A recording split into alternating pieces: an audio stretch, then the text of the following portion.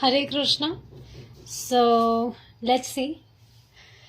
Before moving forward, let's discuss some more points. Whatever we have discussed so far, I want to discuss some more points from them. See, we discussed that every human being, every living being has different costumes, right? You'll see a dog, you'll see a cat, you'll see an ant, mosquito, whatever insect, animals, birds, or any being, even a human being you see, any plant, any tree you see, they all are soul. They all are souls, but they have different costumes. And you will see, we discussed that every living being feels happiness or distress according to the degree of development of his consciousness. So you will see they have different costumes. Every soul has different costumes, and there is a lots of difference in their consciousness also. Right? You will see the happiness of trees will be like a punishment for us, for human beings. A tree experiences happiness by standing all time in sunlight, in sun, all time in snow, all time in rain, when it's rainy season. But it will be a punishment for us. We can't stand for long hours in sun. Even you will see it's winter season right now. Then also, even I experienced this thing today only. I was not able to sit for long hours in sun. It seems as a punishment for me. I was not able to sit for long hours in sun. So, are you able to catch this point? Every being, according to their costumes, they have different consciousness, according to which they feel the happiness and distress.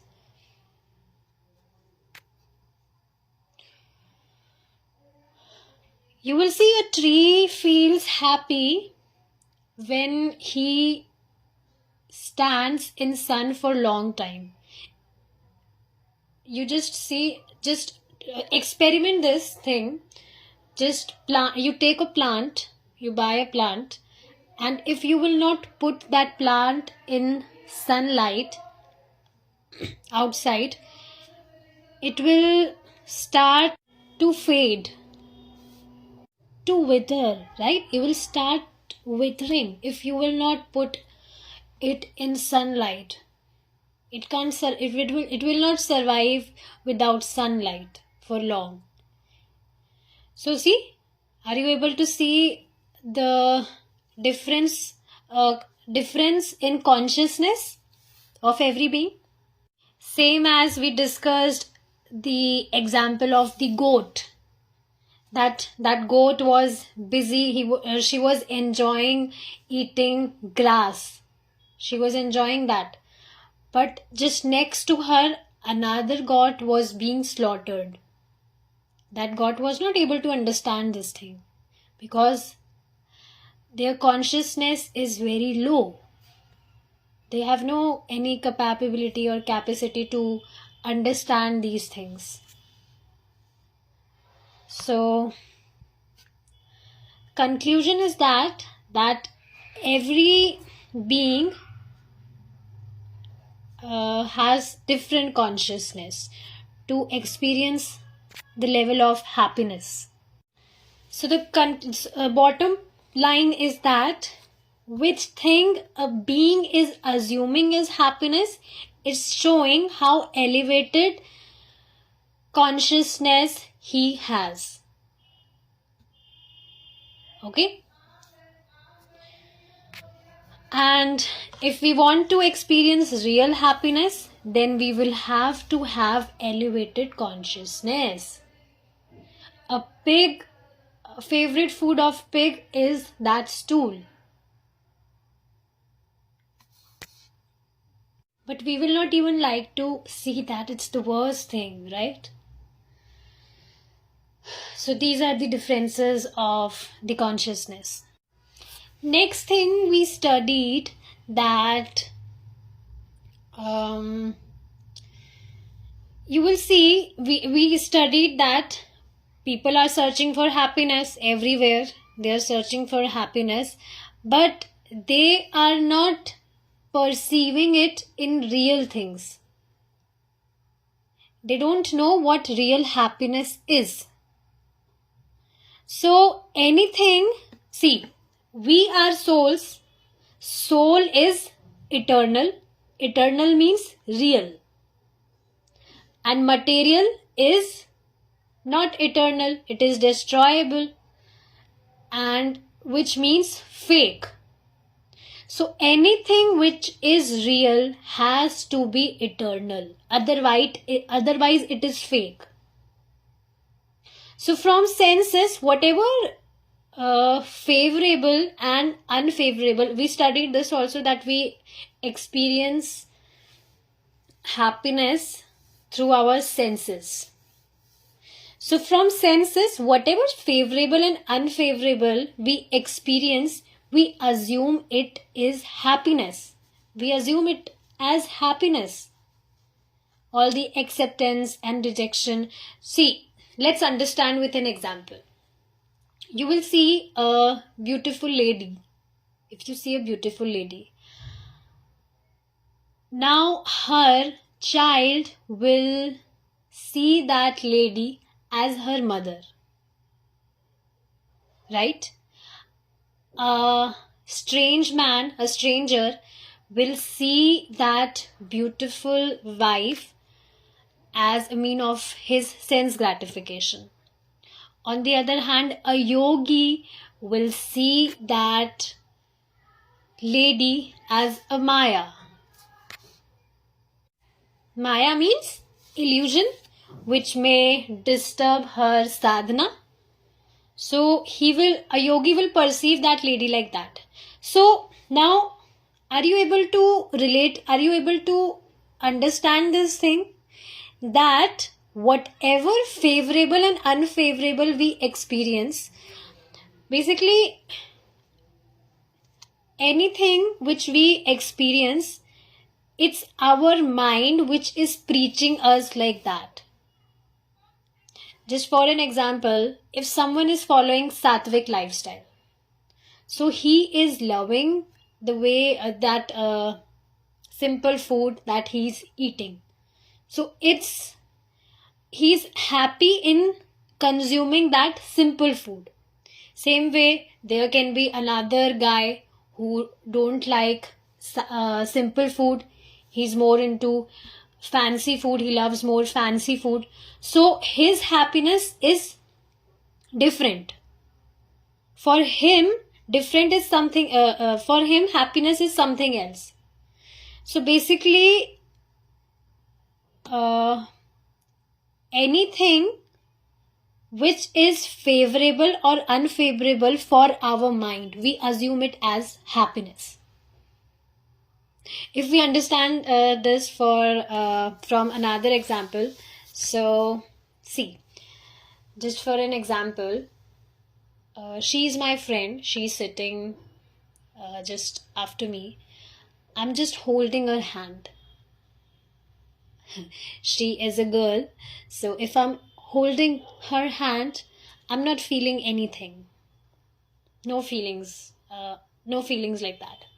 And if I will hold a hand of a boy, then I'll be like, oh, wow, what a feeling. I'm feeling very nice. It's just, I'm telling this to make you understand. Nothing like that. So are you able to catch this? It's our mind who is preaching us like that. There is no there is hardly any difference between a girl's hand or a boy's hand, but it's our mind who is preaching us like that. Are you able to understand this? We have been fooled.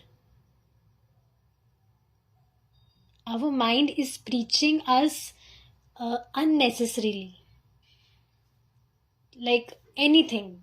It's preaching us anything which makes no sense. We have been fooled. We have been paying extreme cost of the item which has zero value.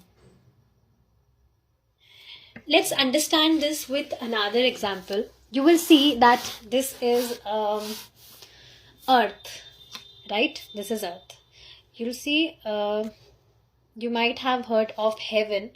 So heaven is another planet which is excellent from this planet on which we are living. Okay, heaven is excellent than this planet. There are many different nice facilities. So you will see people of heaven will see us, if they, just for an example, if they see us, if they will look at us, they will be like, oh, these people are very poor. They are, they are wasting their energy in useless things. There is no any happiness in these four things. What are the four things? Eating, sleeping, mating, and defending.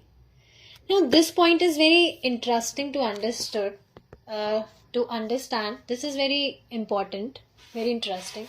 You'll see any animal. If you see an animal, he can only do these four things. What?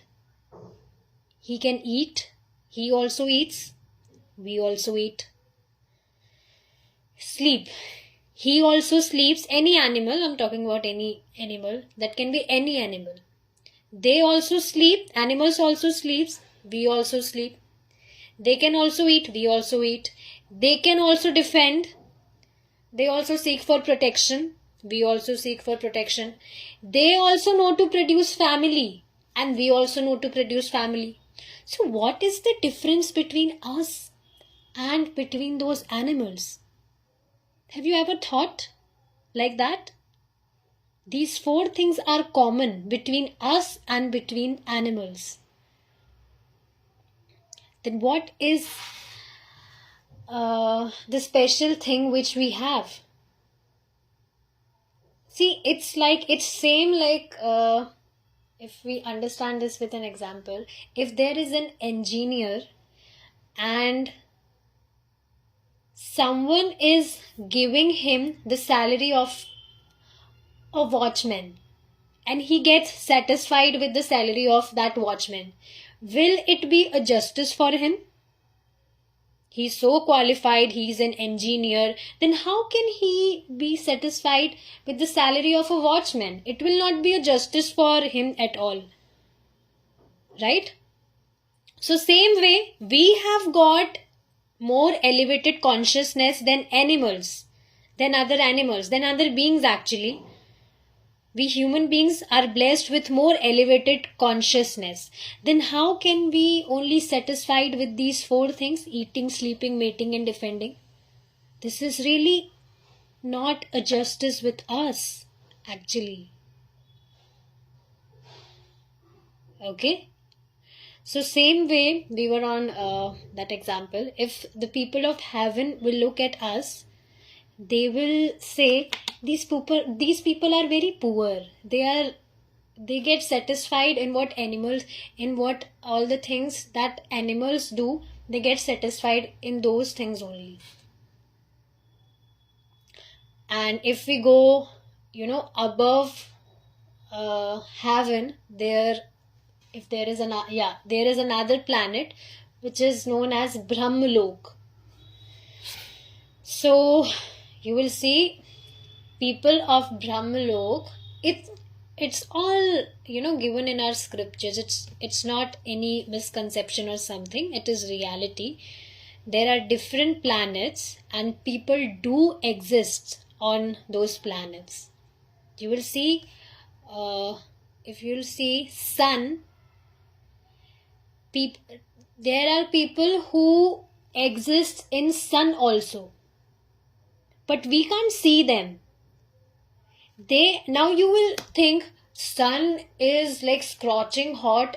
If anyone will go near to sun, he will just burn away. But people who live on that planet sun, they have different bodies. They have the kind of bodies in which they will survive there. Same way you will see moon. You will see many people from this planet only has reached to moon, but they will see that there is no life, no one lives there. But that's really not the reality. People do exist there also, but they have different bodies and we can't see them. So it's all there in our scriptures. We will study it gradually. So yeah, people of Brahmalok, if they'll see to the people of heaven, they'll be like, oh, these people are very poor. These people are very poor. They just get satisfied by seeing the angels of heaven who dance all the time. They just get satisfied by these things only. These people are very poor. Same way, you'll see now there is, you should know this thing, that Lord Krishna resides in Goloka, Vaikuntha Dham. You might have heard this before. So Lord Krishna resides in Golok Dham. So people who live in Golok Dham, they also feel very sad by looking at the people of Brahmaloka, that these people are really very poor. They are not getting they are getting satisfied by these little things. So what I'm trying to make you understand here is that everyone perceive happiness according to the level of their consciousness. Okay? If we want to experience real happiness, then we will have to have elevated consciousness. So this is what I'm trying to explain here.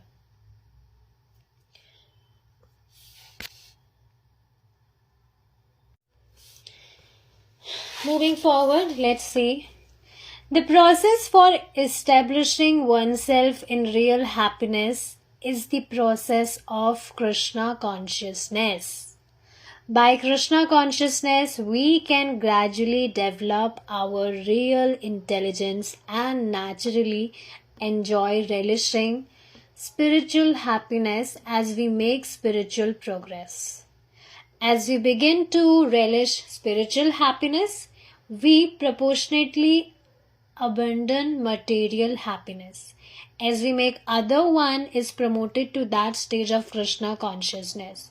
What is the result? So see now, what Srila Prabhupada Ji is trying to, basically Srila Prabhupada Ji is telling us the solution straightforwardly. See, this is really very nice thing I really love about Srila Prabhupada, that instead of turning things around, Srila Prabhupada Ji tells things straightforwardly. So see, Srila Prabhupada Ji is not turning things around. He has straightforwardly told this thing. He's telling straightforwardly that the process of establishing oneself in real happiness, if you really want to experience real happiness, then it can only be possible if you follow this process. process of Krishna consciousness. By Krishna consciousness, we gradually develop our real intelligence. Means, see, just understand this thing. Right now, see, we are souls, but we have been covered with these, basically, we are covered with material covering. That's why we are not able to experience real happiness. Why? Because right now we try to experience happiness from these material senses. Our eyes want to see some beautiful scene. Our ears want to hear or listen some nice voice, some nice sound. Our tongue wants to taste some nice tasty food. So we are trying to experience fake happiness from these fake senses. I mean to say, we are trying to experience material happiness, which is not real happiness. Why? Because we just understood this thing that we are souls, we are eternal. So how can we get satisfied by these non-eternal things? So basically, we have been covered with these material coverings, and that's why we are not able to experience the real bliss. So this is only possible when we follow this process of Krishna consciousness. Okay, by Krishna consciousness, we will be able to gradually develop our real intelligence and naturally enjoy relishing spiritual happiness as we make spiritual progress. See, just for an example, you see, if you'll see that when a boy takes admission in school. So after taking admission, he studies in first class. Then after completing his first class, he will promote in second class, then third class. So by regularly studying, he gradually develops his intelligence and he promotes to next class. Right? He's developing his intelligence by regularly studying, by constantly studying in his school, and then he promotes to the next classes, and then he'll go to higher schools, then he'll go to college. So like that he will continue. Same way, when we follow this process, we will be able to gradually progress in our spiritual life. And from that, our real intelligence will develop gradually. But this will only happen if we will practice it regularly, on the daily basis, constantly. This is very much important to experience transformations in your life. It is very much important to do something regularly. Just like you see, if a boy or any person want to build some muscles, so he will have to go at gym every single day, and then he will have to work out every single day to gain muscles. It's not like that. If he'll go like on and off, he's going some days and he's taking leaves some days, then he'll not be able to progress nicely. He will not be able to gain his muscles nicely. So in order to experience any changes, any sort of changes, any transformations in your life, it is very important to constantly follow that particular process. So same way, if we want to progress in our spiritual life, we will have to constantly practice all the things. And you will see, as we will progress in our spiritual life, we will begin to relish spiritual happiness. Spiritual happiness means soul is spiritual. Right? We are spiritual means we are real. So if we will relish if we will begin to relish spiritual happiness, means we will begin to relish real happiness. And proportionately, what will happen? We will get detached from material happiness. You see, actually, material happiness is really not happiness. It is really not happiness actually. It is reason for misery. You just see now, you only observe this thing. Whatever we did till now, whatever we are trying to do, we are assuming that we will get satisfied, we will get happiness. It has always been the reason of our misery. Isn't it? Just think about it.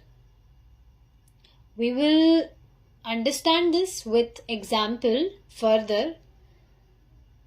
But yeah, what I'm trying to tell you here is that as we will begin to relish real happiness, we will proportionately, we will get detached from material happiness. Just like, for an example, you see on your table or on your kitchen counter, you'll see there is a glass of sweet milk and there is a bowl of rasgullas, sweet rasgullas.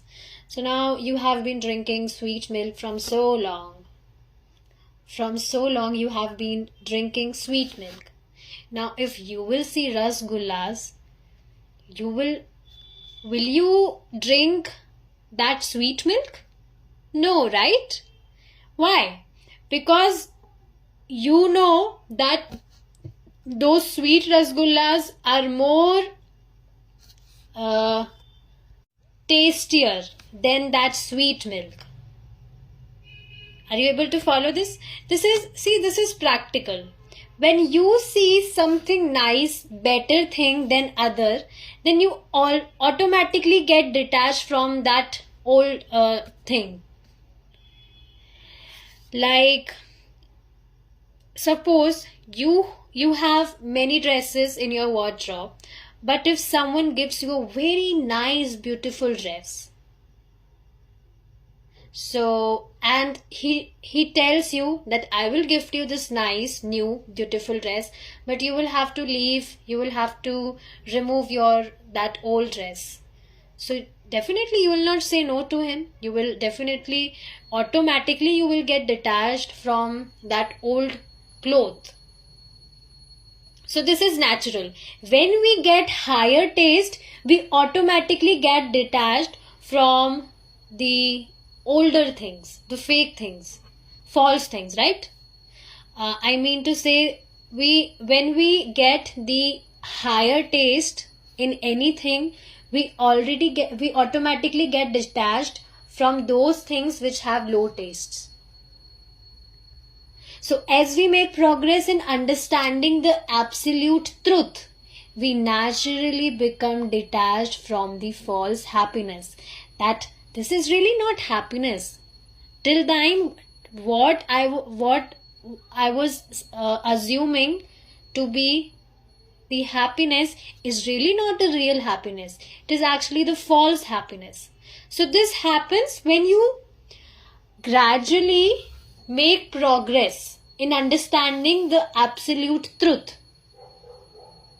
You will naturally become detached from this false material happiness. So see, in next line what Srila Prabhupada ji is telling, if somehow or other one is promoted to that stage of Krishna consciousness, then what is the result? So if by gradually progressing in your spiritual life day by day. You're practicing all the practices and you're progressing, and somehow or other you're promoted to that stage of Krishna consciousness. Then what is the result?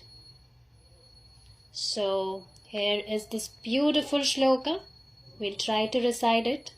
Yam labdva chaparam labham manyate nadikam tatah yasmin sthito na dukhena guru napi vichalyate.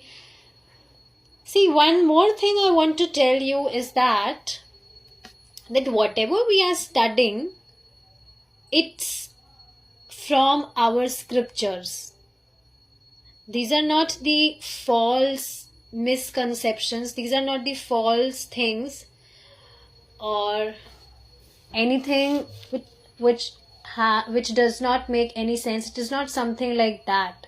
It is directly coming from our scriptures. See, the knowledge of scriptures is very pure. When I'm saying scriptures means certified scriptures, which is coming directly from Lord Krishna. And there is no any adulteration. That's why you'll see, if we talk about Gita only, there are many variations of Gita also. But you'll see, they are basically the philosophy, the understandings of different persons. They have made changes in Gita by their understanding, and those variations has became adulterated versions now. So you will see, if anybody will read those adulterated versions of Gita, they will not experience any transformations in their lives. One person was telling me that he have been reading, there was Gita, I don't remember the name of that version, but he was telling that I'm not experiencing any transformations. So see, but you will see, if you will follow these scriptures, the certified scriptures, which are as it was earlier, there is no any changes in it, you will definitely experience transformations in your life. And I'm not asking you to, you'll see results in just 1 month only if you will follow it continuously on the regular basis. You'll see results in just 1 month only, even before that also. So this is the purity of scriptures. This pure knowledge is it has so much intensity that anybody who will follow it, his life will definitely get transformed. So Srila Prabhupada Ji, it's not like that Srila Prabhupada Ji is telling his own understanding, or he's just saying anything with his own mind. He is just repeating the words of our scriptures. The difference is that for making it more easier, he has simplified the learnings in more easy way for our better understanding. Okay, so see, you will see there are shlokas. You will see there are many shlokas in these books. These are directly from Bhagavad Gita and Srimad Bhagavatam. So we are following scriptures. So let's see what this shloka says. Upon gaining this, he thinks there is no greater gain.